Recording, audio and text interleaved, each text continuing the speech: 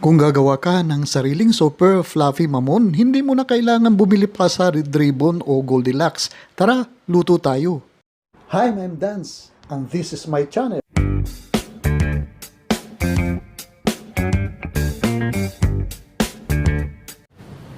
Dito ay kakailanganin natin ng 4 na pirasong large na mga itlog. I-crack-crack lang po natin ito at isi-separate po natin ito ng dahan-dahan ang ating egg whites at saka egg yolks. Kailangan ang ating egg whites ay wala talagang egg yolks na masama. Kailangan ingatan po natin ito. Kung hindi po kayo sigurado na sariwa ang inyong mga itlog, ay sa isang maliit na bowl natin i-crack ang ating mga itlog para isa-isa natin ihiwalay ang ating egg whites at saka egg yolks. At pagkatapos dito ay hahaluin lang po natin ito, i-break po natin ang ating egg yolks. Hahaluin lang natin ito hanggang sa mag-combine ang ating mga egg yolks po dito. At pagkatapos po ay idadagdag naman natin ang ating 1/3 cup na sugar at itutuloy-tuloy lang po natin ang ating paghahalo dito. Halo lang po tayo ng halo, halo lang ng halo, at pagkatapos idagdag na natin dito ang ating 1 teaspoon na vanilla essence at ihahalo lang po natin ito ng ihahalo. At pagkatapos ay magdadagdag din tayo dito ng 1/4 cup na canola oil. At habang hinahalo po natin ito ay isya-shoutout po natin si Jacqueline Bercasio from Dubai, Melmar Anyusa of Las Vegas. Halo lang po tayo ng halo, halo lang po tayo ng halo. At pagkatapos ay isi-sift po natin ang ating 3/4 cup na all-purpose flour dito. At isasama na rin natin dito ang ating 1/4 cup na cornstarch. Pero kung meron po kayong cake flour ay pwede naman 1 cup na cake flour ang ating gamitin. Huwag nating kalimutan ang 2 teaspoon na baking powder, 1/4 teaspoon na fine salt dito. At pagkatapos ay isi-sift po natin ito. At pagkatapos ay hahaluin uli natin ito ng hahaluin. At habang naghahalo tayo, isya-shoutout uli natin ito si Geldina De Jesus ng US of A at saka si Marie Tabona ng Canada. Maraming salamat po sa pagsuporta ng aking mga videos dito. Gradually naman ay idadagdag natin ang ating water dito. Mga 1/3 cup na water ang ating idadagdag po dito at ihahalo uli natin ito at ihahalo hanggang sa mag-well combine ang ating mga sangkap dito at ma-achieve natin ang isang smooth na butter. At habang naghahalo tayo ay shoutout uli natin muli si Rano Sasmal ng Benguel, India at si Anthea Cabrisante ng Puerto Princesa. Ngayon naman po ay gagawin natin ang ating miran dito. 4 na large na mga egg whites ang ating gagamitin dito. Ibit lang po natin ito muna ng mahina at pagkatapos magdagdag po tayo dito ng 1/4 cup na cream of tartar.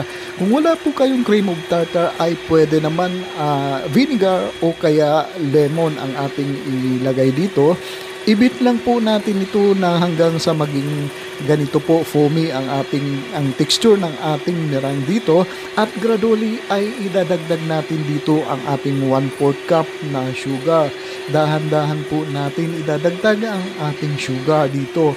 At itutuloy-tuloy lang po natin ang ating pagbibit hanggang sa ma-achieve po natin ang isang stiff peak na texture o consistency ng ating mirang dito. O, ayan, mukhang stiff peak na po ang consistency ng ating mirang. Kagaya po nito, pag iangat natin ang ating electric hand mixer ay nakatayo po ang ating mirang dito. Tingnan nyo po, ganito po ang texture dapat. Pagkatapos po ay haluin lang natin ng bahagya, scrape natin ang gilid ng ating mixing bowl para maihalo ito natin sa ating butter kanita. Ngayon, ihalo naman natin sa ating butter ang 3 batches by 3 batches ang ating paghalo dito ng ating mirang at saka ifo-fold po natin. Cut and fold method po ang ating paghahalo dito ay hindi lang basta-basta halo-halo. Cut and fold po ang ating paghahalo dito. At uulitin ko po, ihahalo po natin ang ating mirang in 3 batches po para mas mahalo po ang ating mirang sa ating batter dito. Tingnan nyo na lang po dito kung paano ko po ihinahalo ang ating mirang. At pagkatapos, habang naghahalo po tayo, ay paki-comment nyo naman po kung saan lugar kayo nanonood sa video na ito para i-shoutout din po kayo sa susunod kong video uploads. At kung meron po kayong mga comments or kung meron po kayong mga request na recipe, paki-post lang po sa comment section sa baba at sisikapin natin na tugunan ito. At ang panghuli natin i-shoutout ay si Selva de Mesa ng New Jersey of US of A. Ituloy-tuloy lang po natin ang ating pagka-cut and fold sa ating mirang dito sa ating butter. At kailangan na wala na tayong mga traces ng whites at saka yellow ang ating butter dito. Kailangan pantay na po ang kulay ng ating butter dito. Pero ingatan lang din po natin na hindi ma-overmix ang ating butter kasi po magdi-deflate po ito pag ating i-bake kung na-overmix. Ngayon ay okay na po ang ating butter, ay mag-scoop naman po tayo ng butter doon sa ating mga molder.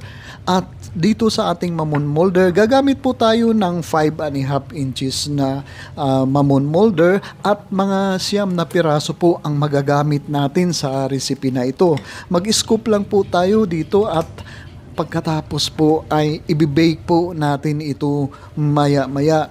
Ibibake po natin ito ng mga wala pang 30 minutes ng mga 160 Celsius na temperature. Siguro mga 25 to 30 minutes po ang ating pagbe-bake dito. Depende po sa oven na gamit po natin.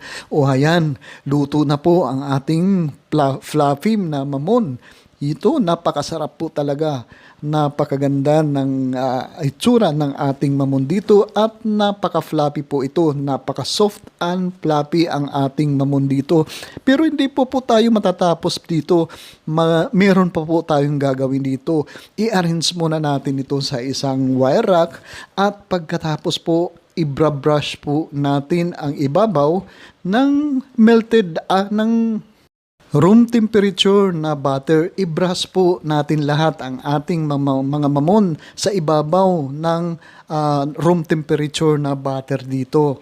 At pagkatapos ay bubudburan po natin ito ng sugar.